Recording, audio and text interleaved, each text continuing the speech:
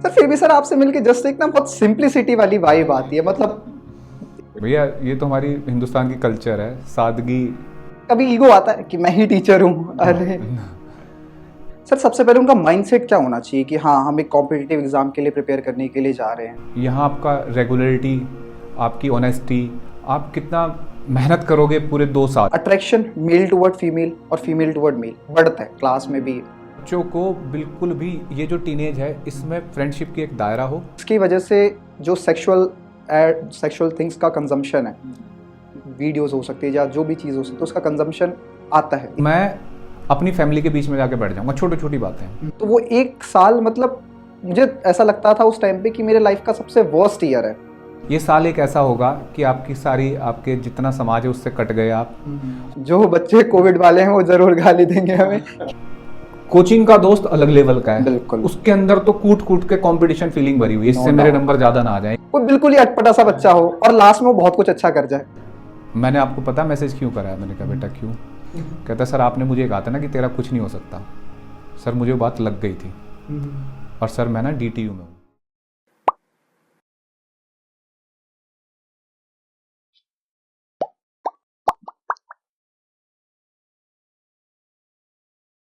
नमस्कार सर। नमस्कार। कैसे हो सर आप? बढ़िया एकदम। और सर सब कैसा चल रहा है? बहुत अच्छा चल रहा है। Thank you so much podcast में आने के लिए। और मेरी तरफ से भी बहुत बहुत धन्यवाद कि पहला पॉडकास्ट हो रहा है मेरा। वीडियो पे तो बहुत बार आया हूँ मैं, लेकिन ये पॉडकास्ट स्पेशली आज पहली बार कर रहा हूँ, तो देखते हैं कैसा रहता है। और सर सब कैसा चल रहा है सर? बहुत अच्छा है, भगवान की दुआएं, आप लोगों का प्यार है। Thank you sir. Sir podcast शुरू हो उससे पहले जस्ट एक मैं पर्सनल क्वेश्चन पूछना चाहूँगा। बताइए। सर आपका टीचिंग इंडस्ट्री में इतना बड़ा नाम है, आप बहुत सारे स्टूडेंट के मेंटर टीचर रह चुके हैं, सारे स्टूडेंट आपके IIT बॉम्बे, दिल्ली, एम्स में बहुत सारी जगह है। सर फिर भी सर आपसे मिलके जस्ट एक ना बहुत सिंप्लिसिटी वाली वाइब आती है। मतलब इतने बड़े पैकेज के साथ आप इंस्टीट्यूट चला रहे हो, सारी चीज़ें हैं, मतलब इतना सिंपल कैसे सर? भैया ये तो हमारी हिंदुस्तान की कल्चर है, सादगी ही फॉलो करते हैं हम, और जुड़े हुए हम अपनी ज़मीन से हैं। जो हमारी बैकग्राउंड है मेरी बहुत ही सिंपल है, बहुत गांव की कल्चर है, और आज भी मैं उसी से जुड़ा हुआ हूँ। और अब चाहता हूँ कि नई मेरी पीढ़ी जो है, परिवार के बच्चे, वो भी हमारी इसी कल्चर से जुड़े रहें। सर हम लोग जब कुछ देर पहले कुछ चीज़ें डिस्कस कर रहे थे, आपने मुझे बताया कि आपके जो लेक्चर्स होते हैं वो काफ़ी सारे टीचर भी फॉलो करते हैं जी। एज़ पर रिवीजन या फिर एज़ पर जस्ट कंसर्न। कभी ईगो आता है कि मैं ही टीचर हूँ? अरे कभी नहीं आता। शुरुआत के दौर में जब हम 5-7 साल मैंने पढ़ाया था, उस दौरान में मुझे लग जाता था कभी कभी। लेकिन समुद्र की गहराई, जब शुरू में हम पहले 10-100 मीटर तक चलते हैं ना, तो हमें लगता है कि हम तो समुद्र में तैर लेते हैं। लेकिन जैसे जैसे उसमें अंदर जाते हैं तब पता लगता है कि गहराई बहुत है और हम उसके आगे सरवाइव करना, तो ऐसी ईगो वाली बात आई नहीं है कभी। इस कन्वर्सेशन से हम लोग ये तो पहचान सकते हैं कि जो नए नए स्टूडेंट्स होते हैं, नए नए जो एंटरप्रेन्योर्स होते हैं, जस्ट लाइक मी, मेरे फ्रेंड्स भी है, हमें लगता है कि चलो यार हम बहुत अच्छा करें, पर ऐसा रियलिटी में समझ में नहीं आता कि हाँ चलो जब आगे डीप जाते हैं तो बहुत सारे लोग होते हैं वो बहुत कुछ अच्छा कर रहे होते हैं, तो उस टाइम शायद थोड़ा लगता है ईगो कि हाँ अप डाउन कर लेना चाहिए। तो चलो सर पॉडकास्ट की शुरुआत करते हैं। सर आपका career 20-21 years experience of JEE and NEET coaching, तो आज हमारा जो थीम बेस्ड होगा वो JEE नीट इसी तरीके के कॉम्पिटिटिव एग्जाम्स होंगे, और लिटिल बिट ऑफ थोड़ा लाइफ के बारे में भी होगा, थोड़ा सा स्पिरिचुअलिटी टच जो मेरा पॉडकास्ट का रहता है थोड़ा सा। तो सर शुरू करते हैं। सर सबसे पहले JEE और नीट स्टूडेंट के लिए ही क्वेश्चन है। सर जो स्टूडेंट्स होते हैं जब अपनी प्रिपरेशन शुरू कर रहे होते हैं, बेशक वो ड्रॉपर हो या फिर क्लास 11th से हो, सर सबसे पहले उनका माइंडसेट क्या होना चाहिए कि हाँ हम एक कॉम्पिटिटिव एग्जाम के लिए प्रिपेयर करने के लिए जा रहे हैं, तो क्या माइंडसेट लेके उन्हें कॉम्पिटिटिव एग्जाम्स में आना चाहिए? देखिए, माइंडसेट 2-3 चीज़ें बिल्कुल क्लियर होनी चाहिए कि ये कंपटीशन है। यहाँ आपका रेगुलरिटी, आपकी ऑनेस्टी, आप कितना मेहनत करोगे पूरे 2 साल, और आपका टारगेट क्या है, आपका कलीबर जो आपने 10वीं क्लास तक अगर आए, आप 11वीं में शुरू कर रहे हो, तो 10वीं तक आपने क्या पढ़ा, क्या चीज़ें सीखी, और आप केवल, आजकल का जो बच्चा है ना, वो केवल बच्चा और पेरेंट ये सब ही इस काम पे लगे हुए हैं कि एकदम रैंक देखना चाह रहे हैं कि भाई रैंक आ जाए, जेई मेन क्रैक कर जाए। सबसे पहला काम जो है हमारा, हमें ये देखना है कि ये जो 2 साल उस बच्चे के बीतेंगे ना कोचिंग में, अगर वो 2 साल के प्रोग्राम है या 1 साल के, वो उसको कितना फॉलो कर रहा है करिकुलम को। करिकुलम सही से फॉलो ना करना और सीधे एकदम रैंक की बातें करना, ये कहीं ना कहीं गलत हो जाता है बच्चे के लिए भी, और उसका मतलब फ्यूचर भी मतलब डगमगा जाता है अगर ये शुरू के 2 साल उसने ख़राब कर लिए तो ईमानदारी से जिस भी कोचिंग में पढ़ रहे हो, जिस भी टीचर से पढ़ रहे हो, ईमानदारी से वहाँ का करिकुलम फॉलो कर लो आप। क्योंकि अगर कोई पुराना टीचर है, पुराना कोचिंग है जो लगातार पढ़ा रहा है बच्चों को, तो उसके पास अपना एक करिकुलम है कि उसे पढ़ा के वो बच्चे को वहाँ तक ले जा सकता है। ईमानदारी से उसको फॉलो करना ये बहुत ज़रूरी है। आजकल जो प्रॉब्लम हो रही है, जैसे मैं एक छोटा सा एग्जांपल दूंगा, जैसे पहले जो आदमी थे वो 95 प्लस तक एज पकड़ रहे थे। सेहत उनकी देखो आप, हमारे बाप दादाजी या कहीं भी आप किसी भी आदमी को देखो, सेहत थी, 90 साल से ऊपर तक की ज़िंदगी जी रहे थे वो, है ना, फिटनेस उनकी। जबकि खाना उस टाइम का जो बताते हैं हमारे, कि हमारे यहाँ केवल रोटियाँ, सब्जी, दाल, रोटी, दूध मिल गया, ये इतना खाना था बस। आज की तारीख में खाने में बहुत वैरायटी है, दिन भर खाते हैं हम हेल्दी फूड के नाम पे, चाहे जो ड्राई फ्रूट खा रहे हो, फल खा रहे हो, लेकिन सेहत किसी की भी सही नहीं मिलेगी। 10 में से 1 आदमी होगा जो लगेगा कि हाँ ये मेडिकल पैरामीटर पे फिट बैठ रहा है। खाना बहुत ज़्यादा है लेकिन सेहत किसी के पास नहीं है। बिल्कुल सेम हो चुका है पढ़ाई में।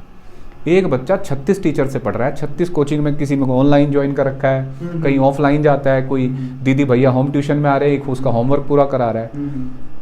कहीं भी सही एक पर्टिकुलर एक कोच के पास नहीं है, वो मेंटली कहीं कहीं जगह, और यूट्यूब वगैरह पे वीडियो देख रहा है, कभी ऑनलाइन सेशन में चला जाता है, कभी ये आजकल चल रहे हैं मैराथन चलती हैं लंबी लंबी 10-10 20-20 घंटे की, 1 शॉट वीडियो चल रही है, रील्स देख के भी चल रहा है काम। तो वहाँ से बच्चे की सेहत खराब होती है पढ़ाई की, और वो उसको नुकसान देती है। एक टीचर एक कोचिंग पकड़ के अगर बच्चा सही से उसका करिकुलम फॉलो करता है तो मुझे नहीं लगता कि इतना बड़ा टारगेट है। मेरी तरफ से तो ये एडवाइस है कि एक जगह फॉलो करो करिकुलम, जिस कोचिंग में पहले सोच लो जहाँ एडमिशन लेना है, और ईमानदारी से उसकी बातें फॉलो करो। सर, जो स्टूडेंट है अब जो क्लास 11th में आ रहे हैं, उनके सामने 2 चीज़ें होती है, एक बोर्ड और एक कॉम्पिटिटिव एग्ज़ाम। तो स्टूडेंट आते ही उसके दिमाग में अब जो कन्फ्यूजन पैदा होती है कि पहले मैं बोर्ड के लिए जाऊं, या पहले मैं फिर बोर्ड के साथ साथ एंट्रेंस एग्जामिनेशन की तैयारी करूं, या फिर पहले बोर्ड पढ़ ले तो बाद में देखा जाएगा, जो होगा ड्रॉप लेके पढ़ेंगे देखा जाएगा। तो सर ऐसे स्टूडेंट के सामने उनके लिए क्या कंसर्न है आपका? क्या देखिए, अगर जेई मेन की बात करें या नीट की बात करें, किसी भी एग्ज़ाम की सही टाइम तो 11th ही है कि 11th 12th कर ले। बशर्ते इसमें डिपेंड ये करता है कि बच्चा उस कैलिबर का है या नहीं। देखो, हर बच्चे 5 उंगलियां बराबर नहीं होते, हर बच्चे का अपना सीखने का तरीका है, किसी को ज़्यादा टाइम लगता है किसी चीज़ को सीखने में, किसी को कम। तो मेरा जो अपना ओपिनियन है कि पहले बच्चे को सही ईमानदारी से उसके कैलिबर को चेक करा जाए। इसमें काम कर सकते हैं पेरेंट्स, देख सकते हैं कि यार बच्चा हमारा डिसिप्लिन है, पता लगा सुबह 8 बजे सोता है और सुबह 10 बजे उठता है, 12 बजे उठता है, 12 बजे का अलार्म भर के सो रहे हैं आजकल बच्चे, बता रहा हूँ 12 बजे का भी अलार्म भरते हैं दोपहर का। बताओ ये क्या है? ऐसे बच्चे को आप धकेल ले जेई मेन में या IIT, उसे टारगेट बढ़ा दीजिए तो गलत है। हाँ, आपको बच्चा लग रहा है कि नहीं होनहार है, मेहनत करेगा, ईमानदार है बच्चा, तो सही टाइम है 11th 12th। लेकिन अगर आपको जरा सा भी लगता है कि ये बच्चा नहीं उस लेवल पे करेगा, तो फिर सही तरीका ये है कि आप उसे 11वीं 12वीं अच्छी जगह से अच्छे टीचर से पढ़वाइए, उसकी स्कूलिंग अच्छी करिए, और उसके बाद उसको 1 साल दे सकते हो मौका, फिर ये ऑप्शन है। हाँ, लेकिन टारगेट ये कंपटीशन है, तो भैया कंपटीशन में कोई इमोशंस नहीं चलते वहाँ तो मेहनत है, एक ट्रैक है, उसको फॉलो करना पड़ेगा, तो तभी सिलेक्शन होगा। सर ये एक थोड़ा सा फनी पार्ट है मैं इसको जस्ट एक सर, जब जेई के प्रिपरेशंस या नीट के प्रिपरेशंस करते हैं तो वहाँ बुक्स काफ़ी मैटर करते हैं। आपके NCERT हो गई, फिर बड़े बड़े राइटर्स होते हैं। फॉर एग्जांपल मैं कुछ राइटर्स के नाम लिखता हूँ, जैसे C वर्मा है, BM शर्मा है, वो one of the toughest book, Irodov भी मानते, पतली सी बुक होती है इरोडोफ, के प्रॉब्लम्स बहुत मुश्किल होते हैं। तो यहाँ 2 स्टूडेंट है, जस्ट एक इंस्टीट्यूट का मैं रियल इंसिडेंट्स लेके आता हूँ। 2 स्टूडेंट है। स्टूडेंट ए जो प्यारा सा बच्चा है, वो एक NCERT बुक करता है, एक थोड़ी जो सपोर्ट कुछ बुक हो सकती है NCERT एग्जाम्पलर, या कुछ एक एडिशनल बुक लेके कंटिन्यू करता है। उसी के दूसरे बेंच पे एक बच्चा बैठा है, उसके पास बुक्स है BM शर्मा, फिर इरोडोफ, HC वर्मा। तो जब वो स्टूडेंट ए दूसरी की तरफ देखता है, यार मैं तो कुछ कर ही नहीं रहा हूँ, कंपटीशन में मेरे से कितना आगे होगा, रियल ओपिनियन में, मतलब एक एज अ स्टूडेंट ये सोचता है। मैं भी सोच सकता हूँ, सोचा भी मैंने कभी। तो स्टूडेंट बी सोचता है, कि यार ये तो एनसीईआरटी कर रहा है, कहीं ना कहीं दोनों के लिए चीजें गलत है। वो बहुत ज्यादा ऊपर उस चीज को सोच रहा है और ये बहुत ज्यादा अंडरस्टिमेट कर रहा है इस पर्सन को। ये भी इतना अंडरस्टिमेट, इतना लोअर पर्सन है नहीं, वो भी उतना ऊपर पर्सन नहीं है, अनलेस एंड अनटिल कोई एक अलग केस हो या फिर कोई जेन्युइन केस हो। तो ऐसे स्टूडेंट के लिए या स्टूडेंट के लिए मेंटालिटी के लिए आप क्या एडवाइस करोगे? इसमें ना कई सारी बात एक ही जगह आ जाती है इस सिचुएशन में। इसमें 2-3 चीज़ों की ज़रूरत है। एक तो अच्छे मेंटोर की, कि जो सही से उन दोनों बच्चों को चेक करे। क्या वो जो बच्चा एच सी वर्मा लिए बैठा है, बी एम शर्मा लिए बैठा है, हालांकि मैं एच सी वर्मा को बेसिक बुक ही मानता हूँ, लेकिन आपने और 2-4 ऑथर के नाम बताए, रोडो ये वो सब, उसको लिए बैठा है तो क्या उसकी नींव मजबूत है, क्या वो एनसीईआरटी पढ़ चुका है? एक तो टीचर को ये चेक पॉइंट लेना पड़ेगा। दूसरा, जो बच्चा अभी शुरुआत कर रहा है वो एनसीईआरटी पढ़ रहा है। एक और हुआ है कि 5-6 सालों में ना सिनेरियो बहुत बदला है। अब जो ये जेई मेन हो गया, स्पेशली जेई मेन, वो बिल्कुल एनसीईआरटी के करिकुलम को फॉलो करने लगे। हालांकि कई बार क्वेश्चन थोड़ा ऊपर भी आता है कुछ भी, लेकिन बेस यही रहता है। तो इसका मतलब पहली सीडी हमारी एनसीईआरटी है। तो हमारी टीचर की मतलब ज़रूरत है कि टीचर की जिम्मेदारी हो जाती है कि भाई पहले उस बच्चे को समझाया जाए कि बेटा पहली सीडी है, बेस यही है, एनसीईआरटी कर लो। जिस दिन एनसीईआरटी हो जाए तो तुम्हें भी बेटा यही बुक इस लेवल तक लाया जा सकता है। तो यहाँ जरूरत बच्चे की जरूरत नहीं कि बच्चा तो बच्चा है, वो बेचारा अपने तरीके से सही सोच रहा है, दोनों ही अपने तरीके से सोच रहे हैं। वो सोच रहा है पहले इसको कर लूँ, मैं सिलेक्शन ले लूँ। यहाँ मेंटोर की बात हो जाती है कि मेंटोर उनको कैसे किस लेवल पे ले जा रहा है। हाँ, एक बच्चा एनसीईआरटी कर चुका है तो उसको उस लेवल से निकाल के किसी दूसरे लेवल में फिल्ट्रेशन करना चाहिए, दूसरे ग्रुप में जोड़ना चाहिए। जो बच्चे एनसीईआरटी कर रहे हैं पहले उनको एनसीईआरटी से थोड़ा ऊपर बढ़ाया जाए, पहले एनसीईआरटी का बेस दिया जाए। तो फिल्ट्रेशन बहुत ज़रूरी है, तब बच्चा की काउंसलिंग अगर टाइम से टाइम होती रहे तो फिर दिक्कत नहीं आती। चलो ठीक है सर, अगर कोई भी मेंटर अगर ये वाला पार्ट देख रहा है तो ज़रूर इंश्योर करे कि हाँ स्टूडेंट में ये मेंटालिटी का जो डिफरेंस है ये क्रिएट। टाइम टू टाइम वो काउंसलिंग करनी चाहिए। टीचर का काम केवल ये नहीं कि पढ़ाना है, देखता रहे कि कौन बच्चा लैग कर रहा है, कौन बच्चा आगे चल रहा है। तो दोनों के रोल बच्चे के अलग हो जाते हैं, किसको क्या काम देना है, किसको क्या काम देना है। तो ये टीचिंग पे डिपेंड करता है, लेकिन ये मास टीचिंग में नहीं हो पाता। जैसे बहुत बड़े बड़े कोचिंग है जहाँ 200 बच्चे पढ़ रहे हैं, वहाँ इन चीज़ों को नहीं कोई देखेगा और बस वहाँ तो आपका एक फॉर्मेट है उससे पढ़ा रहे हैं। हाँ, इंडिविजुअल टीचर इस बात को देख सकता है। अगर आपके पास अच्छा मेंटोर है वो देख लेगा कि हाँ छोटा बैच है, कि इस बच्चे को इसकी ज़रूरत है, इस बच्चे को अब इस लेवल की ज़रूरत है, वो कर देगा उस काम को। सर अब क्लास 10 से क्लास 11th सिर्फ क्लास चेंज नहीं हो रही है, बहुत सारी चीज़ें चेंज होती है। हम पे प्रेशर चेंज हो रहा है। क्लास 10th थोड़ा सा लूज़ होता है, थोड़ा चलो चल जाता है, बोर्ड है पर फिर भी थोड़ा सा लूज़ होता है, इतना हेक्टिक नहीं होता है। 11th बहुत सडनली और बहुत एक अच्छा चेंज हो जाता है स्टूडेंट के लिए। प्रेशर बिल्ट होता है उनके एग्ज़ाम्स का, बोर्ड्स, कॉम्पिटिटिव, बहुत सारी चीज़ें। उसके साथ साथ ह्यूमन की बॉडी चेंज होती है, जो वन ऑफ द मोस्ट, जो ग्रुप है क्लास ग्रुप, जो स्टूडेंट का ग्रुप होता है वो चेंज होता है। तो मतलब मेजरली मैं 2 क्वेश्चन को यहाँ पर हाईलाइट करता हूँ, ठीक है। फर्स्ट ये है कि जो बॉडी हार्मोनल चेंज से जो गुजर रही है तो काफ़ी सारे चेंज आते हैं, ठीक है। जो मेजॉरिटी है, जो स्टूडेंट ने पूछा है कि अट्रैक्शन मेल टुवर्ड फीमेल और फीमेल टुवर्ड मेल बढ़ता है, क्लास में भी बहुत सारी चीज़ें होती है। तो इसके कारण फिर बच्चे जो होते हैं वो रिलेशनशिप वगैरह की तरफ देखते हैं, इस टाइम पे भी नो डाउट देखते हैं, सारी चीज़ें करते हैं। और जो अभी कुछ मूवी आ रही है उसके बाद देख के बहुत पॉजिटिव नोट मिलता है। मूवी का नाम 12th फेल समथिंग मूवी है, जो बहुत पॉजिटिव नोट, ऑफेंस नहीं होना कोई, मतलब बहुत अच्छी मूवी है, नो डाउट बहुत अच्छी मूवी है, पर उसमें जो एक पॉजिटिव पार्ट है, पॉजिटिव एक किक दिया गया है रिलेशनशिप वगैरह को या इस तरीके की चीज़ों को। तो वहाँ से बच्चे जब वो चीज़ों को देखते हैं, वो किस पैरामीटर पे उस चीज़ को अडॉप्ट कर रहे हैं डोंट नो, पर फिर भी एक किक मिलती है उस चीज़ को कि हाँ वो अगर उस चीज़ को कर रहे हैं तो हम भी परस्यू करना चाहिए, हमें भी अच्छा है, हम भी बहुत अच्छी चीज़ें करके कंटिन्यू कर सकते हैं, नो डाउट साथ में चल सकता है। तो सर इस नोट पे आप स्टूडेंट को क्या कहना चाहोगे? इसमें 2 बातें, एक तो मैं 12th मूवी का एग्जांपल बताऊंगा। हाँ, थोड़ा सा करेक्शन की ज़रूरत है।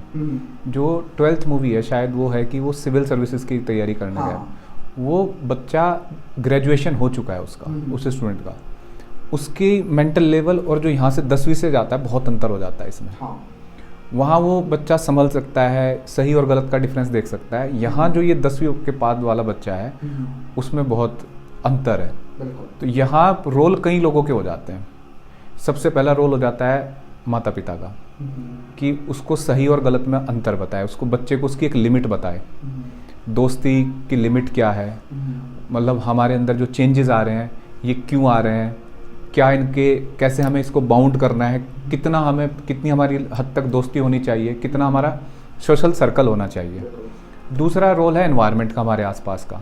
हमें ये देखना है कि हमें किसके साथ बैठना है, किसके साथ हमें फ्रेंडशिप करनी है, ये चीज़ देखनी है। तीसरा, टीचर्स का भी एक रोल मानता हूँ मैं कि एक अच्छा एनवायरनमेंट दें और टाइम टू टाइम चेक करते रहें कि कोई ऐसा हो तो नहीं रहा हमारे कोचिंग में कि हमारा बच्चा क्लास में कुछ बच्चे ऐसे गलत ट्रैक पे जा रहे हैं। तो ये रोल यहाँ हो जाता है, बशर्ते बच्चे पे वर्क करें। और बच्चा अगर इस चीज़ को मदद मांगता है, चाहे टीचर से चाहे पेरेंट्स से, तो उसकी एक प्रॉपर काउंसलिंग होनी चाहिए बच्चे की। प्रॉपर उसको बताया जाए कि सही क्या है, गलत, अपनी जो एनर्जी है उसको सही डायरेक्शन में कैसे ले जाया जाए। छोटे छोटे काम दिए जा सकते हैं बच्चे को। अगर वो जैसे आजकल रील्स देखता है, रील्स पे लगे हुए हैं बच्चे, गलत सलत सब देख रहे हैं, क्योंकि वहाँ कोई पैरामीटर नहीं है, गवर्नमेंट का कोई रूल नहीं है कि आप ये इस उम्र का, ग्रेडिंग नहीं है कुछ भी। तो वहाँ सब भी खतरा है कि हम इंटरनेट पे भी उसकी एक लगाम कसें। अब मैं मानता हूँ कि अगर मान लो बच्चा रील्स ज़्यादा देखता है तो हम उसको एक टास्क दे दें कि बेटा तू अपने कंटेंट तैयार कर, कुछ जो एजुकेशनल है, कुछ है। तो जब वो जितना टाइम वो दूसरे की रील पे बिता रहा है, अगर वो अपना कुछ कंटेंट तैयार करेगा एजुकेशनल और उसे हमें दिखा, बेटा क्या बनाया तूने ये वो, तो वो एनर्जी उसकी जो आलतू फालतू की रील देखने में जा रही थी अब अपने कंटेंट पे वर्क करेगा। तो इस तरीके की छोटी छोटी एक्टिविटी दे देंगे, एक्टिविटी अगर हम देंगे बच्चे को तो शायद वो वहाँ से हटेगा। तो बच्चे को बिल्कुल, टीचर तो ऐसा है जैसे एक बर्तन बनता है ना, और टीचर माँ बाप सबका ही, कि उसको सपोर्ट करना है। जहाँ उसे हल्का चोट लगानी है, बर्तन अगर बन रहा है, बनाना है उसको, तो सारी सपोर्ट, इमोशनल सपोर्ट, और जहाँ उसको डांटना है वहाँ डांटे भी। आजकल एक और चीज़ मैं देखता हूँ कि आजकल माता पिता बच्चे को डांट नहीं रहे हैं। मेरे पास ऐसे ऐसे भी केस आते हैं कि सर हमारे बच्चे को डांटना नहीं है, ये बोल के जाते हैं पेरेंट। तो ये कहीं ना कहीं गलत हो गया कि अगर आप बच्चे को डांट नहीं रहे और दूसरा टीचर भी नहीं डांट सकता, तो कल को आपके लिए ही खतरा है। वो टीचर के लिए तो बच्चे आ रहे हैं जा रहे हैं, कोई दिक्कत नहीं है, कल को उन्हीं को दिक्कत हो जाएगी। तो ये सारी चीज़ें मिल के बनता है एक एनवायरनमेंट बच्चे के लिए।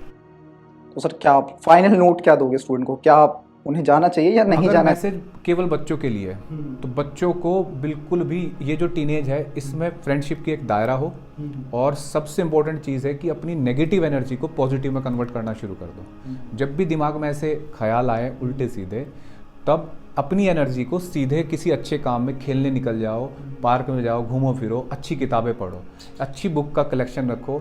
आपको बड़ी हैवी किताबें नहीं समझ में आती तो मोरल स्टोरीज, किसी की बायोग्राफी पढ़ लो, किताबें बहुत कुछ सिखा सकती है। जैसे हमारे महात्मा गांधी, जिसका भी जो पसंद हो, जो जैसे पढ़ना चाहे, इनकी बायोग्राफी पढ़ेंगे तो आपको सारे सोल्यूशन मिलने शुरू हो जाएंगे। इवन हमारे पास तो गीता जैसी किताबें हैं, तो अगर गीता का भी थोड़ा सा हिंदी मुश्किल है उर्दू में, इसमें संस्कृत में समझना, लेकिन सिंपल हिंदी की बुक पढ़ के भी अगर थोड़ा सा भी उससे सार निकाले तो बहुत कुछ क्लैरिटी हो जाती है दिमाग को। तो किताबों से बहुत कुछ निकल सकता है। फिजिकल एक्टिव रहें बच्चे तो फिर ये आएगी नहीं प्रॉब्लम। पर्सनली वो तो सर मेरे लिए बहुत बड़ी बुक है। मेरे लाइफ में भी बहुत सारे डाउन्स आए, उसके बाद जो उसने हेल्प करा, उसके थॉट प्रोसेस थे, वो तो अल्टीमेट है सर, उसका तो कोई। और सर सेकंड जो था मोस्ट आस्क्ड क्वेश्चन, सर इस टाइम पे जो बच्चे होते हैं उसमें अब कूल कल्चर कह लो या फ्रेंड सर्कल कह लो, इसकी वजह से जो सेक्सुअल थिंग्स का कंजम्पशन है, वीडियोस हो सकती है या जो भी चीज़ हो सकती है, उसका कंजम्पशन आता है, इस एज में आना शुरू हो जाता है, ठीक है। उसके बाद फिर फैप एंड ऑल एंड जो भी बहुत सारी चीज़ें, तो सर इसकी वजह से कहीं ना कहीं मेंटल हेल्थ पे भी वर्क करता है, हमारी स्टडीज़ भी डिस्टर्ब होती है। सर इसको थोड़ा सा बताइए कि क्या, कैसे, किस पैटर्न में ये मेंटल हेल्थ डिस्टर्ब होती है, या फिर स्टडी पैटर्न डिस्टर्ब होता है, या फिर, और उसके बाद फिर इस चीज़ को डील कैसे करना है, कैसे इस चीज़ के ऊपर एक्शन ले सकते हैं? इसका डील तो देखो, ये बच्चे को और पेरेंट का दो का रोल हो जाता है। यहाँ टीचर इस पॉइंट तक नहीं जा सकता, जो सही बात है, जो मतलब मुझे लगता है कि यहाँ चेक करना बच्चे को माँ बाप का काम है। बच्चे को मदद की ज़रूरत है तब पेरेंट का और टीचर का काम हो सकता है। अदरवाइज बच्चे को ही इनिशिएट लेना पड़ेगा। अगर उसके दिमाग में कुछ ऐसे गलत थॉट आते हैं, वो गलत मूवीज़ देख रहा है, गलत कंजम्पशन कर रहा है इंटरनेट से किसी चीज़ का, तो उसी को अपनी कैप लगानी पड़ेगी कि भाई मुझे यहाँ तक मुझे देखना था, देख लिया मैंने, गलत था, तो इसको हटा के अपने दिमाग से, इसको जैसे बोलते हैं ना सैनिटाइज करना, अपने दिमाग को सैनिटाइज करके अच्छी चीज़ों में दिमाग लड़ा। स्टूडेंट सोचे क्या उस पॉइंट ऑफ टाइम पे, जब मेरे पास ये थॉट आ रहा है, तो मेरे पास स्ट्रेट थॉट क्या होना चाहिए? स्ट्रेट थॉट होना चाहिए अपने पेरेंट्स के साथ। ऐसा आज की तारीख में अब बच्चे घर में एक एक दो दो हैं, भाई नहीं है, कलीग्स नहीं है, कि इस तरीके कज़न नहीं है जिनसे ऐसी बातें शेयर कर सके। तो कोशिश करें कि ये बात अपनी पेरेंट्स से ही सबसे पहले अगर उसके दिमाग में कुछ आता है तो एक सही वे में रख सकता है अपनी बात को। सर अगर पेरेंट्स बहुत स्ट्रिक्ट हुए तो? पेरेंट बहुत स्ट्रिक्ट हुए तो फिर उसको खुद ही अच्छी किताबें पढ़नी चाहिए, फिजिकल एक्टिविटी करनी चाहिए। मेरे पास तो मतलब यही सोल्यूशन है। अदरवाइज के बाद तो फिर ये आजकल काउंसलर्स हैं, गवर्नमेंट प्रोवाइड करती है, वही इस पर मदद कर सकते हैं। सर फिर भी एक लाइन तो मैं आपसे सुनना चाहूँगा कि फॉर एग्जांपल, क्योंकि काउंसलर तक पहुँचना इनिशियल लेवल पे बहुत मुश्किल काम है कि चलो अपनी कांटेक्ट करो, मैसेज डालो, ये करो वो करो। पेरेंट्स तक रखना वो भी चलो एक बहुत लंबा प्रोसेस है। मैं सर एक बस प्रेजेंट सिचुएशन की बात करता हूँ। मेरे पास अभी थॉट आया, मेरे दिमाग में क्या क्लैश करना चाहिए कि मैं उस डायरेक्शन की तरफ ना जाऊँ? मुझे पहले से हमें रूल बनाना है कि अगर किसी दिन गलत थॉट आएगा तो मैं अपनी फैमिली के बीच में जाके बैठ जाऊंगा। छोटी छोटी बातें, मान लो अगर मेरे दिमाग में गलत थॉट आया, गलत थॉट एकांत में ज़्यादा आते हैं, है ना। ये यही होता है कि जब हम बैठे हैं तो खाली बैठे हैं तो एकांत में, या खाली टाइम में या एकांत में दिमाग में आएगा। हमेशा अपनी एकांत को तोड़ दो वहीं पे ही। जो मुझे छोटे छोटे चेक लगते हैं कि ये ठीक करा जा सकता है, अपनी फैमिली में अपने दोस्तों के साथ घूमने फिरने निकल जाओ। गलत थॉट का वही इलाज मुझे ऐसा लगता है, क्योंकि इससे ज़्यादा शायद मेरे पास सोल्यूशन नहीं होगा। जैसे मेरे दिमाग में अगर कुछ उल्टा सीधा कभी आया होगा तो मैं तो अपनी साइलेंस, जैसे जो आइसोलेशन है कि आप अकेले बैठे हो, दिमाग में कुछ आया तो मैं यही तरीका, चलो भाई छोड़ो इस बात को, अब निकल जाओ, दोस्तों के साथ घूमने निकल जाओ, खेल कूद में निकल जाओ, बस यही तरीके हैं। ठीक है सर, होप जो स्टूडेंट ये सुन रहे होंगे इस चीज़ को अप्लाई करने की कोशिश करेंगे। सर बढ़ते हैं थोड़े से नेक्स्ट क्वेश्चन की तरफ। सर अब बच्चों का सिलेक्शन हो गया, बहुत देर हमने बात करी कॉम्पिटिटिव एग्जाम्स में इसके हर्डल्स पे। अब स्टूडेंट का सिलेक्शन हो गया है, कुछ का नहीं भी हुआ होगा, दोनों पे थोड़ी थोड़ी बात करते हैं। जिस स्टूडेंट का सिलेक्शन हो गया है, बेशक वो एम्स हो, IIT JEE हो, या जो भी Tier 2 कॉलेजेस हो, अच्छे कॉलेजेस हो, उसके लिए क्या मैसेज है? देखो, पहले जिसका सिलेक्शन नहीं हुआ उसकी बात कर लेते हैं, है ना। भाई गीता से बढ़िया ज्ञान तो है ही नहीं कहीं। आप भी पढ़ते हो, मैं थोड़ा मुझे भी ज्ञान है, सार तक का ही है, ज़्यादा ज्ञान नहीं। मेरे को सर उससे थोड़ा सा कम ही है। तो सार में मुझे ये चीज़ समझ में आती है, मैंने भी जो अपनी लाइफ में देखा है कि अगर हमें कभी गिल्ट होनी चाहिए ना, गिल्ट हमें अपनी तैयारी पे होनी चाहिए कि तैयारी सही से नहीं हुई थी। रिजल्ट पे कभी गिल्ट नहीं होनी चाहिए। जो आपका आ गया अब उसको एक्सेप्ट करो और आगे बढ़ जाओ ज़िंदगी में। ये जो बच्चे 3-3 साल तक ड्रॉप कर रहे हैं, बिल्कुल मुझे पसंद नहीं। सर इस चीज़ पे मेरा क्वेश्चन भी है, मतलब सॉरी आपको इंटरप्ट कर दिया मैंने। जो स्टूडेंट होते हैं वो कई बार 11th-12th प्रिपरेशन करी, एंट्रेंस एग्जामिनेशन दिया, किसी तरीके से उनका नहीं हुआ, तो वो फिर सोचते हैं कि चलो ड्रॉप लेके कर लेते हैं। अब जैसे ही वो ड्रॉप लेने बैठते हैं, उनके जो स्टूडेंट होते हैं वो 1 साल आगे चले गए। जब हम ऊपर से उठ के देखते तो वो 1 साल कुछ भी नहीं था शायद। अभी जब हम ऊपर से थोड़ा सा ऊपर से देखते तो शायद वो कुछ भी नहीं था, पर उस पर्टिकुलर टाइम पे, क्योंकि मैं भी उस दौर से गुजरा हूँ, तो वो 1 साल मतलब मुझे ऐसा लगता था उस टाइम पे कि मेरे लाइफ का सबसे वर्स्ट ईयर है, क्योंकि सारे दोस्त आगे चले गए, मैं अब इंस्टीट्यूट में दोबारा जा रहा हूँ। अब कहीं ना कहीं मेरे अंदर प्रेशर है कि मेरे को सारे टीचर्स देखेंगे कि ये तो 11th-12th में भी आता था, अब वापस ड्रॉप लेके पढ़ रहा है, जो फ्रेंड सर्कल है वो भी देखेगा। फिर कई सारे नेगेटिव थॉट्स आते हैं कि यार मैंने अच्छा नहीं करा या मेरे से अच्छा नहीं हुआ। तो सर उस टाइम पे फिर वो क्या, मतलब उन्हें ड्रॉप लेना चाहिए या नहीं लेना चाहिए, कैसे परस्यू करना चाहिए? ड्रॉप लेने की जो प्रक्रिया है ना, उसका जब इनिशिएट करता है बच्चा, तो केवल ये नहीं कि 1 साल है बस चलो भाई ड्रॉप कर लो। पूरे उसे 1 साल को समझना पड़ेगा। ये साल एक ऐसा होगा कि आपकी सारी, आपके जितना समाज है उससे कट गए आप, और आप अपने आप को, ये शुरुआत में आपको बना लेने की ऐसा सा फील होना है हमें। कई बार ऐसा लगेगा एक दिन कि मेरा सिलेक्शन हो गया, बस अब तो पक्का होगा। एक दिन ऐसा लगेगा भैया मेरा कुछ नहीं होना। एक मतलब ये सवाल चलते रहेंगे। तो ये एक सामान्य प्रक्रिया है। ये बच्चे को मेंटली तैयार रहना है कि भैया ऐसा होगा। ऐसा भी हो सकता है 1 साल की तैयारी के बाद जो इस साल रिजल्ट आया था उससे कम हो जाए, और ऐसा भी हो सकता है कि सिलेक्शन हो जाए। तो ये एक पहले से मेंटली प्रिपेयर रहना चाहिए बच्चे को। दूसरा एक और बात है कि अब कोई भी चीज़ बनती है तो ये तो कहावत है, ताजमहल बना था तो 2-3 दिन में तो नहीं बना था, कई साल लगे थे। तो अगर आप कोई अच्छा काम करने जा रहे हो, टारगेट बड़ा है आपका, जेईई मेन आप क्रैक करने जा रहे हो, तो टाइम देना पड़ेगा। और वो 2 दिन 10 दिन नहीं है, वो 1 साल तो लगेगा ही लगेगा। जब आपने 2 साल पहले नहीं दिए तो 1 साल अब दे के देख लो। लेकिन उसके लिए 1 साल की लिमिट बना लो, जैसे प्रॉफिट लॉस करते हैं शेयर मार्केट में, है ना। बिल्कुल वही कि भाई मेरा यहाँ तक का है टाइम, मुझे 1 साल देना है, हो गया तो ठीक, नहीं तो मैं इससे आगे नहीं बढ़ूंगा। सिविल सर्विसेज में 10-10 साल भी बस मैंने सुना है कि तैयारी करते रहते हैं लोग। तो एक टाइम बना लिया कि इतना स्लॉट देना है, इसमें हो जाता है ठीक है, नहीं तो जो मिलेगा आप उसमें आगे बढ़ जाएंगे। आगे भी बहुत रास्ते हैं भाई, अपॉर्चुनिटी जरूरी नहीं है कि एकदम ही मिले। ये शुरुआत में मिल जाए बहुत अच्छा, लेकिन लाइफ में ऐसे बहुत लोग हैं जो बहुत आगे बढ़ गए और बिना जेईई के भी आगे बढ़ गए। तो ये दिमाग में रखना चाहिए कि पहले से प्लानिंग हो आपकी, पहले से आपको पता होना चाहिए कि एक साल में ये प्रॉब्लम आती है।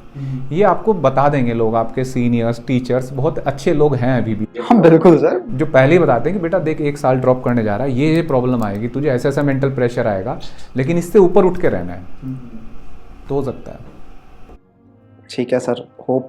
और सर आप और बता रहे थे जो बच्चे सेलेक्टेड हो चुके हैं उसके लिए क्या वर्ड? सिलेक्शन होने वाला बच्चा तो देखो, जो सफल हो गया बच्चा वो तो आगे बढ़ेगा। तो सफल तो नहीं कह सकते, क्योंकि जॉब प्लेसमेंट वो एक नेक्स्ट स्टेज है सर। ये तो वो वाला भ्रम हो जाएगा कि 10th कर लो अच्छा है। एग्जाम में सफल हुआ है, जिंदगी में सफल हुआ नहीं हुआ ये आगे सोचना पड़ेगा। तो केवल एग्जाम देखो, ये तो शुरुआत से हमें बच्चे के अंदर खुद आना चाहिए, या हमें डालनी चाहिए, पेरेंट को डालनी चाहिए, टीचर को, कि केवल एक एग्जाम से आप जीवन सफल असफल नहीं होता। बहुत सारी आप दुर्घटनाएं समझते हो, सुनते हो, आईआईटी में सिलेक्शन के बाद फर्स्ट ईयर में बच्चा था, सेकंड ईयर में था, उसने ऐसा कर लिया, वैसा कर लिया।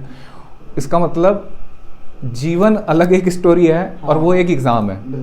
तो जीवन का जो एग्ज़ाम है ना, जीने का जो कला है, उस पर आना चाहिए आप, उसकी कमांड होनी चाहिए हमें कि हमें कैसे जीना है, कैसे हालात आएंगे हमारे से। हमें हमेशा नहीं कि हमें जीतना ही आदत डाले, बहुत सारी जगह हम हारते हैं।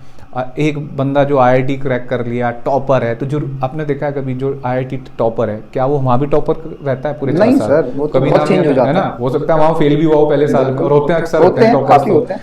तो जिंदगी तो लंबी है ये, तो इसमें हारना जीतना ये दोनों आने चाहिए कि इनको पचा लेना है बस, बढ़ते रहो, रास्ते मिलते रहते हैं।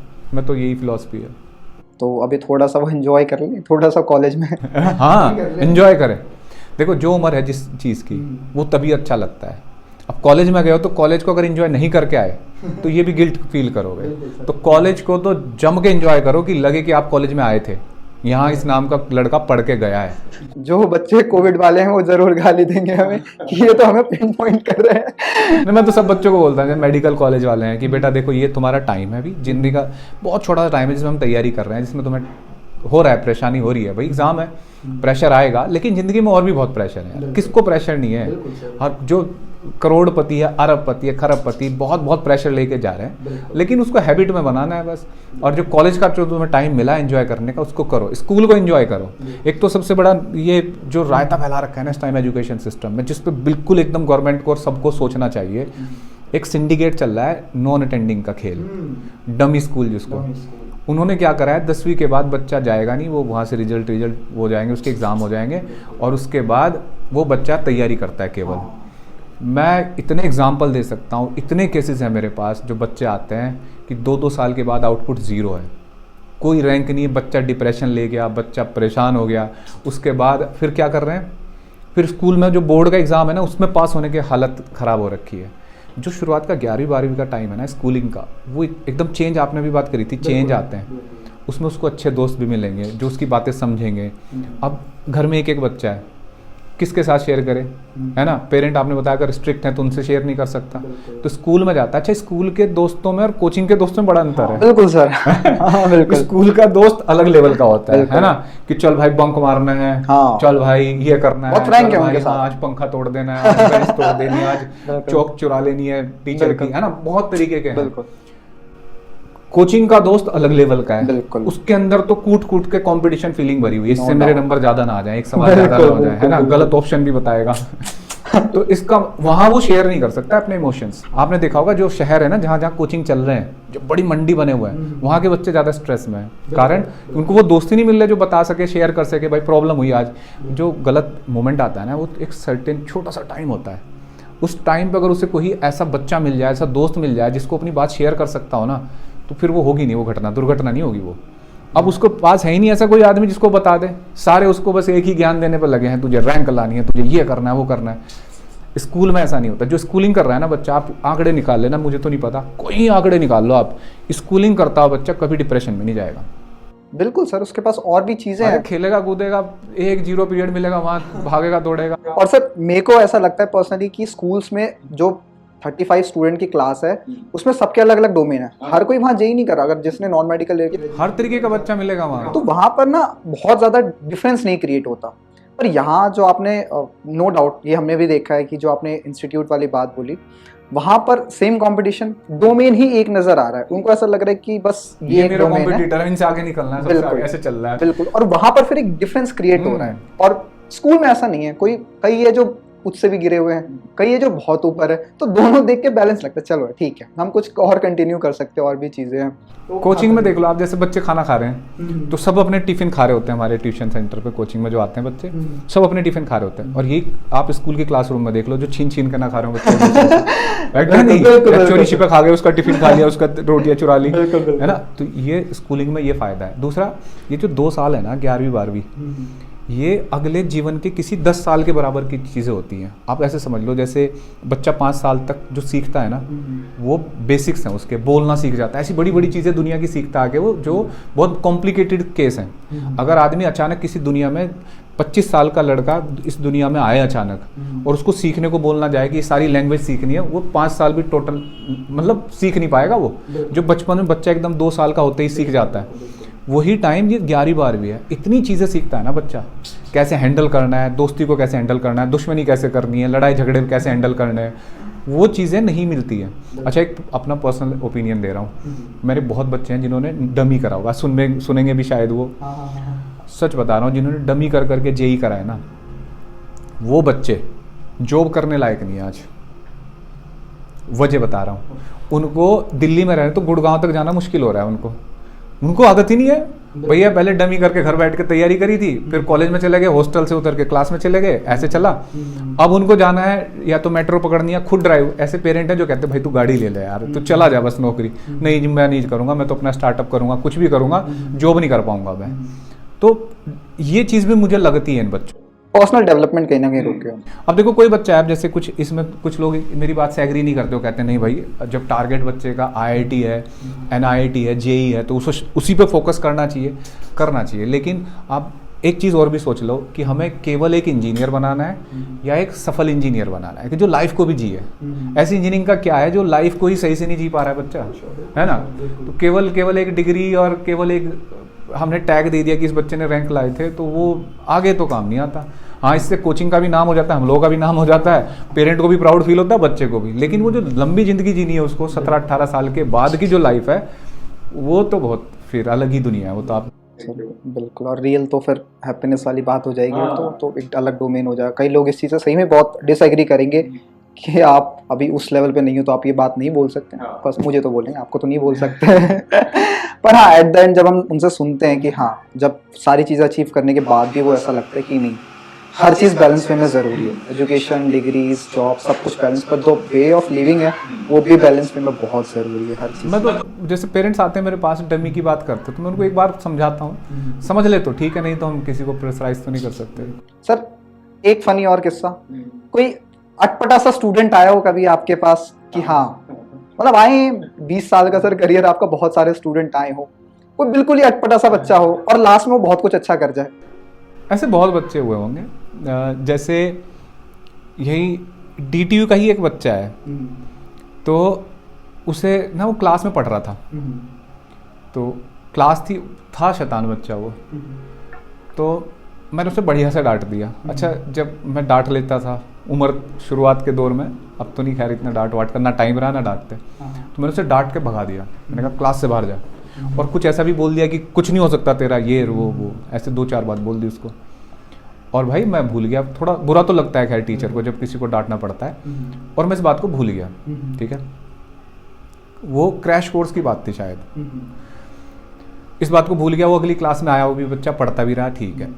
फिर 2-3 साल के बाद मुझे फेसबुक पे मैसेज आया कि सर आपने मुझे पहचाना। अच्छा, बच्चों को मैं पहचान लेता हूँ, मेरी इस क्लास में अगर कोई 10 दिन भी पढ़ा होगा ना आपसे 20 साल पहले, तो मुझे याद है कि वो बच्चा था। मैं उसकी आवाज़ से पहचान लूँगा। अगर मुझे फ़ोन करके पूछेगा ना आवाज़ से कि सर मेरा बेटा, मैं तुम्हें बता दूँ, मतलब ये है मेरी ऑब्जर्वेशन। तो मैंने कहा हाँ बेटा। कह रहे सर मैंने आपको पता मैसेज क्यों करा है? मैंने कहा बेटा क्यों? कहता सर आपने मुझे कहा था ना कि तेरा कुछ नहीं हो सकता। सर मुझे वो बात लग गई थी, और सर मैं ना DTU में हूँ। सोचो भैया एक टीचर के लिए उससे प्राउड मोमेंट क्या हो सकता है? बिल्कुल वो सर। तो अपना गुस्सा जाहिर कर रहा था और मुझे अंदर अंदर प्राउड फील हो रहा था। मैं कहा बिल्कुल। चलो यार, मेरी बात किसी को इतनी लगी कि वो आज कहाँ से कहाँ पहुंच गया। बिल्कुल बिल्कुल। जब वो उस लेवल पे था कि वो उस क्लास में बैठने के लायक नहीं था और आज वो बच्चा DTU में पढ़ रहा है। तो ऐसे ऐसे मोमेंट भी होते हैं। अगर अगर वो स्टूडेंट ये क्लिप देख रहा, प्लीज कमेंट जरूर करना कैसा एक्सपीरियंस था। बिल्कुल।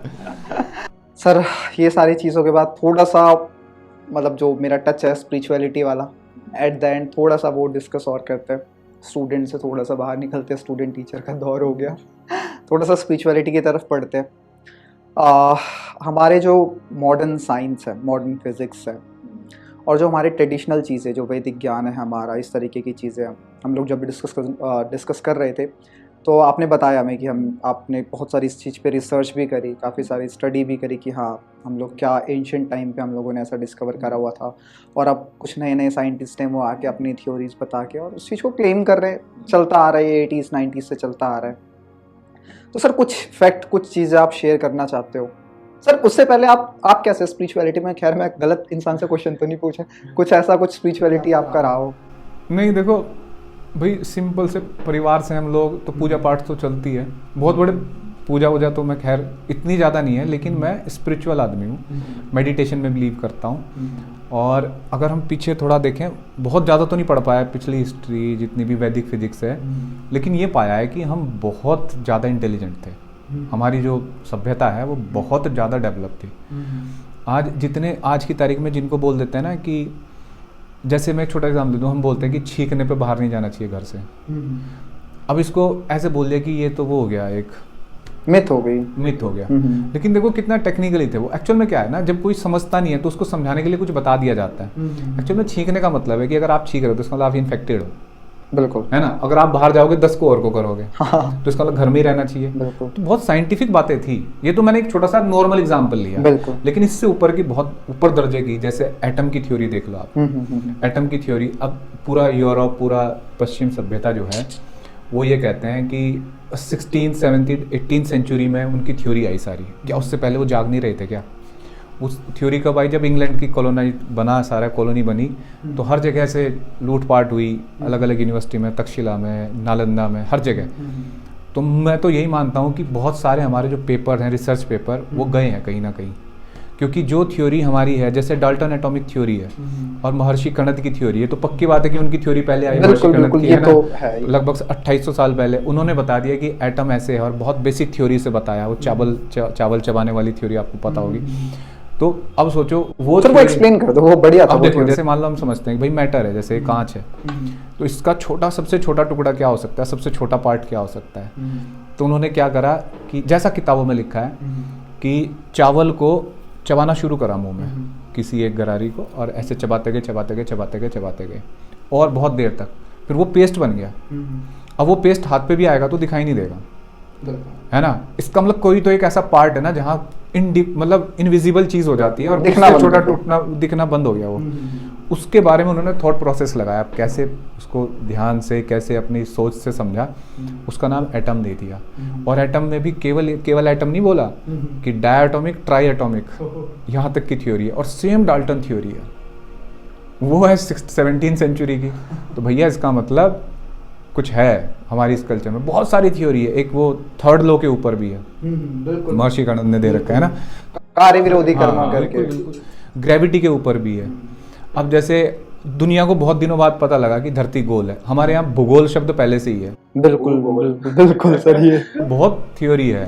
तो ये तो हमारी सभ्यता है जो पुरानी, उसको हमें रेस्पेक्ट करना चाहिए, पुरानी चीज़ों से जुड़ना चाहिए।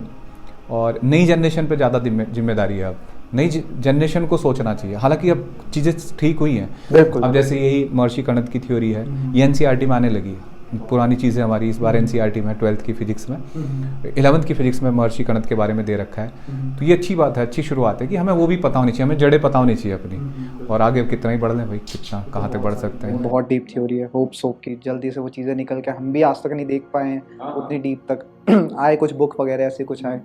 अगर कंटेंट ऐसा प्रिपेयर करता हो तो बिल्कुल उस चीज़ को लेके आए, हम भी चीज़ें सीखे जाने। सर आपने थोड़ी देर पहले डिस्कस करा कि हाँ मेडिटेटिव पर्सन हो। मेडिटेशन हम लोग जनरली करते हैं, बहुत सारा बिजी हेक्टिक शेड्यूल है, हर चीज़ को बैलेंस करना होता है, बिजनेस मैनेज करो, अपनी स्टडीज़ मैनेज करो, और भी बहुत सारी चीज़ें हैं। सर आपकी भी वर्क लाइफ में, वर्क रूटीन में, और स्टूडेंट के भी वर्क लाइफ में, क्योंकि 11th-12th और ये पार्ट बहुत हेक्टिक होता है ना इस तरीके का। अभी फ़िलहाल तो मैं कल्चर नहीं देखता हूँ कॉलेज वगैरह में। जनरल ओपिनियन एक, हाँ, नया नया धीरे धीरे ट्रेंड आ रहा है, और अच्छा ट्रेंड आ रहा है कि लोग स्पिरिचुअलिटी की तरफ मूव कर रहे हैं, मेडिटेशन चीज़ों को, थ्योरी और जो भी बहुत अच्छे पॉजिटिव नोट पे वो जा रहे हैं। तो सर ये मेडिटेटिव पार्ट जो है, मेडिटेशन वाला पार्ट जो है, बहुत थ्योरीज है मेडिटेशन को लेके, कोई साउंड, ये वो बहुत सारी चीज़ें। पर्सनली मैंने इस पे तो पॉडकास्ट भी करा हुआ है। सर आपके इस पे क्या थॉट प्रोसेस, क्या स्टूडेंट इस सब चीज़ों को कंटिन्यू करना चाहिए इस टाइम पे? बिल्कुल करना चाहिए। क्या क्या मतलब क्या सोच हो जैसे सकता मैं है? 2-3 चीज़ें रखता हूँ कि भैया 10 मिनट के आसपास का तो देखो, ज़्यादा तो नहीं हो पाता इस बिल्कुल, उम्र नो में, डाउट सर, बिल्कुल। इससे ज़्यादा बैठ नहीं सकता बच्चा, लेकिन 10 मिनट भी मेडिटेशन अगर करता है ना, जो मैंने सीखा है, मुझे किसी ने बताया है, क्योंकि मेडिटेशन पे मेरी रिसर्च तो नहीं है, जितना मुझे बताया किसी ने, जिन लोगों से मैंने सीखा, वो 10 मिनट मेरे लिए काफ़ी होता है, मेरे लिए तो काफ़ी। क्या मेडिटेशन में क्या करते हो? मेडिटेशन में मैं तो भाई सांसों पे जो होता है ना, आप इसमें पोज में बैठ जाते हैं, पैर ऐसे मोड़ के, नाम पोज के मुझे याद नहीं रहते, और सांसों को कंट्रोल करना, बस ये मेरे लिए सबसे बेस्ट है। और एक और दूसरा, इसमें मैं अपना मानता हूँ कि अगर मुझे आज कोई कहे कि आप लाइफ को शुरू से करना चाहते हो, और कौन सी चीज़ है जो आप चाहते हो कि मैं लाइफ में यहाँ से करता, जैसे मैं सूर्य नमस्कार, अगर मुझे कोई कहना कि आपको दोबारा आपकी ज़िंदगी मिल रही है और आप क्या चीज़ है जो आप शुरू से करना चाहते हो, तो मैं अपने बच्चों को भी समझाता हूँ, अपने बेटे को, बेटी को भी, सूर्य नमस्कार। ये मुझे ऐसा लगता है कि मतलब एकदम बदलाव आता है जीवन में, मतलब बॉडी, अपनी ब्रेन का, आत्मा का, शायद सबसे बेस्ट कॉम्बिनेशन मुझे ये लगता है कि अगर हम सूर्य नमस्कार कर सकते हैं। पहले मैं मज़ेदार बात बताता हूँ, मुझे किसी ने कहा सर आप, भाई हेक्टिक था, एक टीचर थे, बड़े अच्छे टीचर, सज्जन, मेरा बड़ा हेक्टिक शेड्यूल है, आपको भी पता होगा, यहाँ से क्लास, वो क्लास, वो क्लास, तो मुझे एक आदमी ने कहा कि आप सूर्य नमस्कार करा करो, करते हो? तो मुझे लगा कि सूर्य नमस्कार यही है कि जल चढ़ाते हैं। मैंने कहा हाँ जी, मैं तो डेली करता हूँ। चक्कर तो कितनी बार? मैं एक ही बार तो करा जाता है सूर्य के सामने। वहाँ से बड़े बेचारे, उन्होंने मुझे एक फोटो दिया, उस पर वो पोज लिखे हुए थे, 12 पोज। हाँ। तो अच्छा, अब तो उस टाइम तक यूट्यूब आ गया था, और ये लगभग बात हो गई 2008 या 10 के आसपास की बात है। हाँ, लगभग थोड़ा थोड़ा तब यूट्यूब आया था, तो मैंने उस पर सर्च करके देखा, फिर मुझे यार ये तो बहुत अच्छी चीज़ है, उसके बारे में और जाना। तब से मैंने धीरे धीरे प्रैक्टिस करके अब अपनी डेली रूटीन में रख रखा है। तो अब मुझे ऐसा लगता है कि ये मुझे बहुत पहले पता लग जाना चाहिए था। बहुत सारे विकार ठीक होते हैं, जैसे आपने समझाया ना कि डिस्ट्रैक्शन और ये डिप्रेशन, ये जितनी एबनॉर्मल चीज़ें हैं दिमाग में, शरीर में, ये चीज़ें ठीक करता है। बहुत अच्छा है मेरे लिए, तो मैं तो पर्सनली इसको कहता हूँ कि भाई सबको करना चाहिए। एक बात मैं और ऐड करना चाहूँगा, ये पर्सनली मैं कुछ दिन पहले रील्स में ही देख रहा था, या कोई शॉर्ट वीडियो था, मैंने देखा था, एक टीचर है, वो बता रहे थे कि इंसान की 2 चीज़ें हैं, एक पेट और एक सांस, मतलब खाना और एक सांस लेना, जिसके बिना इंसान नहीं रह सकता। ये मस्ट है कि हाँ, पेट में कुछ जाए या फिर सांस पे। मैं ये थोड़ा सा न्यूट्रलाइज होके बोल रहा हूँ, मतलब मैं किसी स्पेशल धर्म की तरफ नहीं बोल रहा हूँ, बट एक जनरल कम्युनिटी में, जो इस्लामिक कम्युनिटी होती है, उनका जो एक फेस्टिव चलता है 30 डेज़ का, वो पेट को आराम देते हैं। और हम लोग हिंदुज़म में जो हम माला जाप भी करते हैं नाम पे या फिर सांसों पे, कई तो वे ऑफ मेडिटेशन है, तो बुद्धिज़्म में भी विपाशना नाम की एक मेडिटेशन होती है जो सांसों पे शुरू करती है, फिर बॉडी, वो डीप थ्योरी है। तो हम लोग सांसों पे करते हैं, इस्लामिक कम्युनिटी पॉजिटिव नोट पे वो खानों पे जो भी होता है भूख पे करते हैं। तो कहीं ना कहीं वो भी फोकस करना चाह रही है, हम भी फोकस करना चाह रहे हैं। एट द एंड मुझे ऐसा लगता है कि सबका जो काम है ना, वो मेडिटेशन के थ्रू एक फोकस लाना ही है। फोकस बेशक वो स्टडीज पे हो, कह सकते हो आप। हाँ सही है। सबका ही, मतलब चाहे कोई भी धर्म हो, जो ये फास्ट बने या किसी भी तरीके से, ये संयम लाने के लिए, अपने शरीर पे, अपने मन पे, और बॉडी को प्यूरीफाई कर लिया, मन को अगर आपने कंट्रोल कर लिया कि भाई मुझे खाना नहीं खाना, तो उसका मतलब धीरे धीरे आप अपने इंद्रियों को वश में कर रहे हो। तो ये बिल्कुल सही बात है। सबका कंट्रोल, भाई जिसको अपने आप पे कंट्रोल है, आपको किसी ने गुस्सा दिलाया और आपको गुस्सा नहीं आया, बस आप सफल हो, है ना। जैसे लोग बोल देते हैं भाई मुझे ना बुरी बात पसंद नहीं है, बुरी तो किसी को भी पसंद नहीं है, बिल्कुल। बुरी को जो पचा जाए भैया वो सिद्ध पुरुष है, बिल्कुल, नो डाउट। तो वो वही चीज़ सबके लिए है कि वो एक टाइम है। अगर आप कोई व्रत रखते हो किसी दिन का, या आप रोजा रख रहे हो, तो मेरे हिसाब से वो यही है कि अपने आप को साध रहे हो आप। ये अच्छी चीज़ है, करनी चाहिए। बिल्कुल सर। हाँ, लेकिन मैं नहीं कर पाता। करते तो हम भी नहीं है। छोटी फास्टिंग कर लेते हैं, जैसे किसी ने बताया कि 16 घंटे कर लो, नाश्ता किसी दिन देर से कर लो, वो वाला कर पाता हूँ। एक और अच्छा थॉट था, एक स्वामी है, वो करके एक बार अपने स्पीच में बता रहे थे, एक उनका मैनेजमेंट के लिए एक स्पीच थी, तो वो बता रहे थे हिंदुइज्म में एक एकादशी नाम का व्रत होता है। तो जितने ड्यूरेशन में वो आता है, हमारी बॉडी उतने टाइम में अपने जो डेड सेल्स होती है उस जो पर्टिकुलर टाइम होता है उतने टाइम पीरियड में उस डेड सेल को खत्म करती है, जो बहुत बड़ी बीमारी अभी के टाइम में कैंसर। तो कैंसर में क्या होता है, जो डेड सेल्स होता है वो सारे इकट्ठा होके फिर वो एक काइंड ऑफ गिल्टी इकट्ठे होके फिर वो अपना वो जो भी उनका होता है फिर वो बीमारी बड़ी बनती है। तो वो एकादशी व्रत क्या करता था कि जो हमने खाना यूज़ कर रहे वो स्टोर हो रहा है फैट के तौर पे, जो भी स्टोर हो रहा है, एक टाइम ऐसा आता है जब बॉडी अब कुछ खा नहीं रही है, तो फिर बॉडी अपना एनर्जी जो है वो वहाँ से लेना शुरू करेगी। तो जो भी वो डेड सेल्स होते हैं या उस तरीके की चीज़ होते हैं, वो हर एक उस पर्टिकुलर टाइम ऑफ पीरियड में वो उस चीज़ को ख़त्म करती है और फिर वापस वो रिवेनेट होके फिर वो आगे कंटिन्यू करता है। और ये जो पर्टिकुलर डे था ना, अकॉर्डिंग टू द रिसर्च, मुझे एग्जैक्टली डे नहीं पता है, मैं अगर होगा तो मैं मेंशन कर दूंगा, तो एग्जैक्टली जो डे होता है, जितने टाइम पीरियड में एकादशी व्रत आता है, तो उतने पर्टिकुलर टाइम ऑफ पीरियड में वो बार बार उस चीज़ को रिजुविनेट करती है अपने आप को। तो बहुत अच्छा प्रोसेस था। बिल्कुल, फास्टिंग तो अच्छी चीज़ है, बैक्टीरिया किल होते हैं, और जो आप बता रहे हो ना सेल वगैरह, वो बहुत सही है, सच में है वो। बहुत लोग बताते हैं इस बारे में, थ्योरीज बहुत अच्छी लगी, तो मैंने ऐसे बस शेयर कर। फास्टिंग अच्छी चीज़ है, फास्टिंग होनी चाहिए। तो हमारे लिखा भी है कि कोई एक व्रत तो होना चाहिए दिन में। हमारे जो प्रधानमंत्री थे लाल बहादुर शास्त्री, उन्होंने एक फास्टिंग शुरू करी थी, उसके 2 फायदे हो रहे थे। लोगों के पास अनाज नहीं था उस टाइम हमारे पास खाने के लिए, लोगों को खाना मिल रहा था। दूसरा, लोग अपने आप को साध भी रहे थे, एक फास्टिंग से ये फायदा है। बिल्कुल, तो था ये। तो चलो सर, मुझे बहुत बहुत अच्छा लगा, बहुत सारी चीज़ें सीखने को मिली। लास्ट नोट पे कुछ नए स्टूडेंट्स के लिए कुछ सजेशंस, कुछ चीज़ें, या फिर जनरल कम्युनिटी के लिए भी कुछ? जनरल सबके लिए एक ही सजेशन करता हूँ कि भैया आपको पढ़ना है ना, आपका टारगेट चाहे जो भी हो, आप वर्किंग कल्चर, जो आपकी तैयारी का टाइम है ना, उसको सही से इस्तेमाल करो। रिजल्ट के बारे में सोचते रहना, रिजल्ट क्या होगा, नहीं। आपने टारगेट बनाया कि मुझे ये काम करना है, उसके लिए कितनी सही तरीके से आप अपना कर्म कर रहे हो, कितनी अच्छी तैयारी कर रहे हो, इस पर वर्क होना चाहिए। अगर आप तैयारी पे वर्क कर रहे हो ना कि भैया मेरा डिसिप्लिन हो के ईमानदारी से मेहनत कर रहा हूँ मैं, उससे ज़्यादा कुछ नहीं है। अगर तैयारी होगी, सही होगी, तो सिलेक्शन होगा। अदरवाइज़ आपकी तैयारी सही नहीं है और आपके टारगेट बड़े हैं, तो वो चीटिंग है, आप अपने आप के साथ चीटिंग करोगे। और अगर आप मेहनत ईमानदारी से कर रहे हो, तो हमारी जो नेचर है वो आपको उतना, जितनी मेहनत करोगे उतना मिलेगा जीवन में। आज नहीं मिला कल मिलेगा, कल नहीं मिला परसों मिलेगा। अपने जीवन का तजुर्बा है मेरा, आपने कहीं मेहनत करी, जैसा बो रहे हो ऐसा मिलेगा उसका फल। अच्छा बो रहे हो अच्छा मिलेगा, बुरा बो रहे हो बुरा मिलेगा, मिलेगा जरूर। ओके, कैसा लगा सर कन्वर्सेशन? आप? बहुत बढ़िया, बहुत मजा आया। मेरे लिए कुछ सजेशन? नहीं यार, बहुत बढ़िया रहा, बहुत अच्छा रहा। कुछ फ्यूचर के लिए कुछ नोट? बस ऐसी, वही मैं, मेरे से शुरुआत करी है, एक टीचर हूँ मैं, तो बड़े बड़े और लोगों को लेके आओ।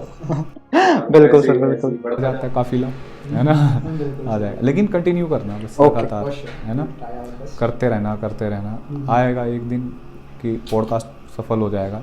आजकल पॉडकास्ट चल रहा है वो। बिल्कुल बिल्कुल सर, बिल्कुल। और सेल्फ डेवलपमेंट के लिए भी मुझे पर्सनल लगता है। हाँ, डिस्कस होती है।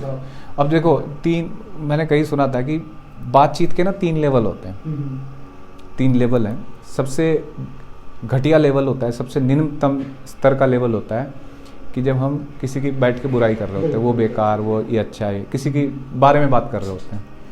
दूसरा जो लेवल है बातचीत का होता है कि हम किसी घटना के बारे में बता रहे हैं, हम वहाँ गए थे, हमने उस इवेंट में ये देखा, हमने 5 स्टार में ये देखा, ये दूसरा लेवल है। और तीसरा लेवल है सबसे उम्दा लेवल, जब हम अपनी एक्सपीरियंस, अपनी जानकारी बढ़ा रहे हैं, एक दूसरे से सवाल पूछ रहे हैं किसी बारे में, ये सबसे उम्दा लेवल है। तो ये जो 1 घंटा रहा, ये उम्दा लेवल का था। Thank you so much sir. तो ऐसी चीज़ें अगर आप हफ्ते में 1 दिन आप कर रहे हो बैठ के किसी के साथ, तो इससे बेटर क्या होगा। हर फील्ड के आदमी आपको मिल रहे हैं, है ना, तो आपकी भी जानकारी बढ़ेगी। आपने 4 दिन हो गए, 48 दिन हुए साल में, अगर एक हफ्ते में एक इंटरव्यू करते हो, 48 फील्ड की जानकारी आपके पास आ गई। सर मुझे भी रिसर्च करनी पड़ती है क्वेश्चन से पहले, हाँ, किस फील्ड में क्या है। 48 फील्ड की जानकारी आपके पास आ गई, इससे और ज़्यादा क्या चाहिए। उस आदमी ने पूरी जिंदगी लगा दी उस फील्ड में, आपने 1 घंटे में निचोड़ लिया उसको। बिल्कुल सर, है ना, तो एक पूरी किताब पढ़ लिया आपने। बिल्कुल सर। और एक्सपीरियंस भी सर, आपका भी जैसे एक्सपीरियंस समझ में आया, नो डाउट हम लोगों के लिए बहुत सारी चीज़ें आपसे सीखने के लिए, और हम सीखते भी, जो भी आप चीज़ें बता रहे थे बिल्कुल। उसमें जो एक्सपीरियंस जो समझ में आ रहा था ना, वो तो समझ में आ ही जाता है, तो वो जो एक्सपीरियंस बोल रहा था, नो डाउट बहुत बहुत उम्दा था वो सर। ओके सर, थैंक ठीक यू है। सो मच, आप आए और हमारा आपने हमें और टाइम दिया। मैं भी थैंक यू करूँगा आपकी टीम को, आपके व्यूअर्स को, और कि भाई मुझे पॉडकास्ट में मौका दिया। ज़्यादातर टीचर्स को लोग पूछते नहीं है, लेकिन आपने मौका दिया मुझे पॉडकास्ट में, उसके लिए बहुत बहुत थैंक यू। और लॉट्स ऑफ ब्लेसिंग, अच्छा बढ़ें आप, आगे बढ़ें जीवन में, और मेरा नाम उज्जवल करें। सर का नाम वैसे उज्जवल है, वैसे तो मैं फर्स्ट इंट्रोड्यूस करूंगा। Okay okay, thank you sir.